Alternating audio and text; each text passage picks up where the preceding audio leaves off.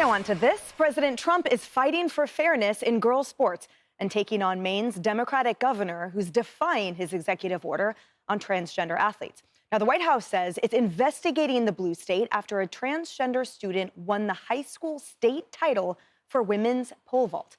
That student competed as a male in last year's event, but only came in 9th place. This all happened after Trump's order to ban biological men from participating in women's sports. Now, the president called out Maine Governor Janet Mills during a meeting at the White House. Watch. The NCAA has complied immediately, by the way. That's good. But I understand Maine. Is Maine here, the governor of Maine? Well, I'm here. Are you not going to comply with it? I'm complying with state and federal laws. We are the federal law. Well, you better do it. You better do it because you're not going to get any federal funding at all if you don't. And by the way, your population, even though it's somewhat liberal, although I did very well there, your population doesn't want men playing in women's sports. So you better comply because otherwise you're not getting any federal funding. See you in court. Every state, good. I'll see you in court. I look forward to that. That should be a real easy one. And enjoy your life after governor, because I don't think you'll be in elected politics. Every state has a responsibility to comply with Title IX. They have an obligation, a legal obligation, and we'll be enforcing aggressively, and we're going to be protecting our citizens. We're going to protect. All right, Kaylee, so we were just talking a little bit about this actually earlier. Talk to us, walk us through like a color commentator, what went on there about that interaction and what you think the end result is. This is fascinating, and this is why people love President Trump. He just says it as it is. I mean, there's no questioning where his mind is at on any given issue. Apparently, Janet Mills was, her staff kind of taken aback by that. I don't know that they expected to be called out in such a colorful fashion, but you know where President Trump stands, and he happens to stand on the side of a 70-30 issue. We have polling in 2023, the beginning of that year, that 34% support biological men in women's sports. President Trump's executive order, 63% approval. That's according to Marquette. So Janet Hill has chosen to stand with the 30%, President Trump's with the 70%, and he feels very comfortable calling her out on television in public fashion because he knows he's on the right side of this. Yeah, and Ainsley, when we talk about, as he's saying, I think he's citing facts, which is, sure, I will, A, pull federal funding, and B, I look forward to beating you in court because at the end of the day, the law is frankly well on our side, as is case law. And I think about, for example, that Vermont, that poor girl, she was a volleyball player. She complained about a biological male in the locker room, and she was suspended because she was told you either write an apology for misgendering him or you're suspended. Well, her father was the soccer coach. He was suspended without pay for speaking up on her behalf.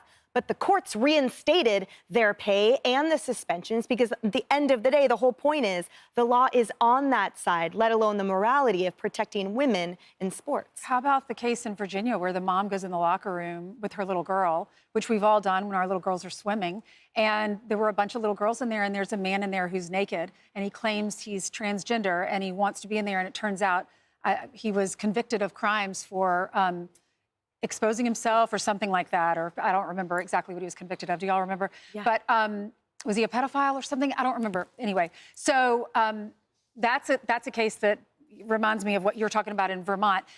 If she wants to choose to die on this hill, let her. That's what Sean Hannity always says. We were talking about dying on the hill. It's a great term to describe what's happening here in the Democratic Party.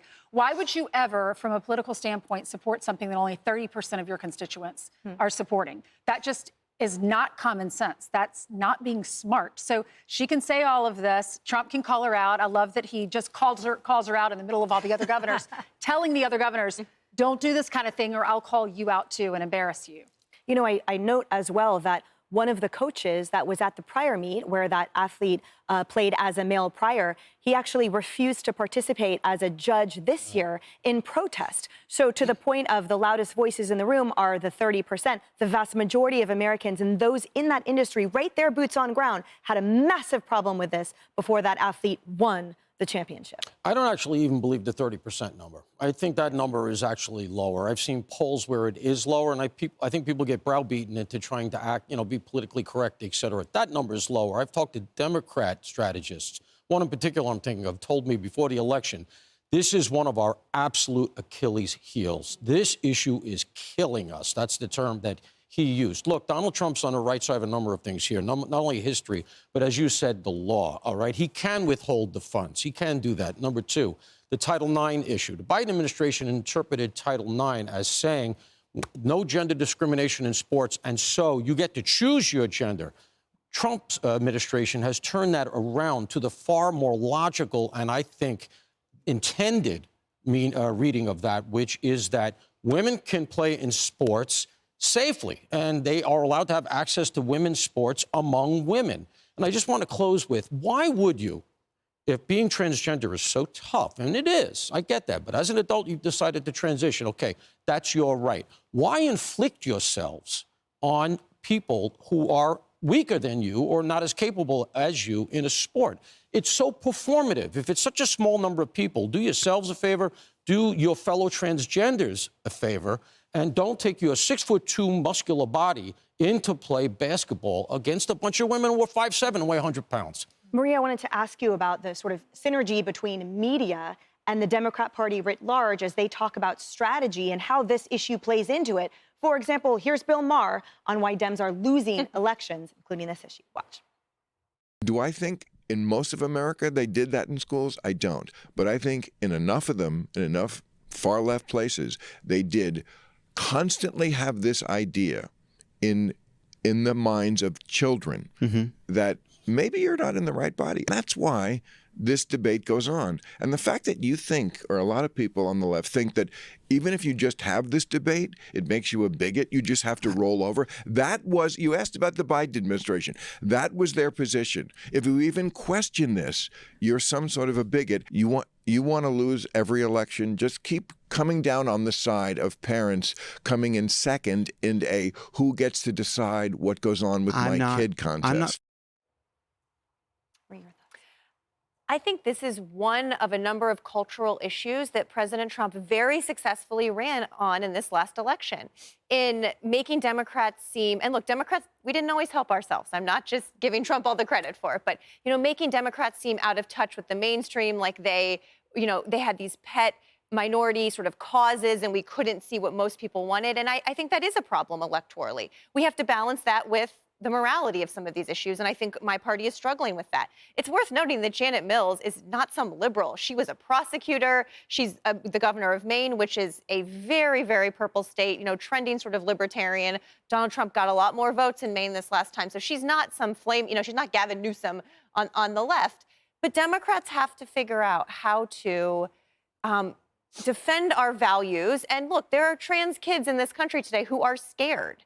And I care about that. But how do we do that in a way where we are speaking to all of America about what they feel and they care about? And was a tough needle to thread last year. And, elections are coming up soon. We'll see how we do. Yeah. And I think so many millions of Americans care equally about the millions of girls in biological sports who had their futures ripped away from them. I note, too, and to your point about the media, in CNN's coverage of this event, they quoted Stephen King, who said, "I'm so proud to be a Mainer. A Mainer." Yeah. But they didn't quote the Allen family. They didn't quote any family who has been negatively impacted by this.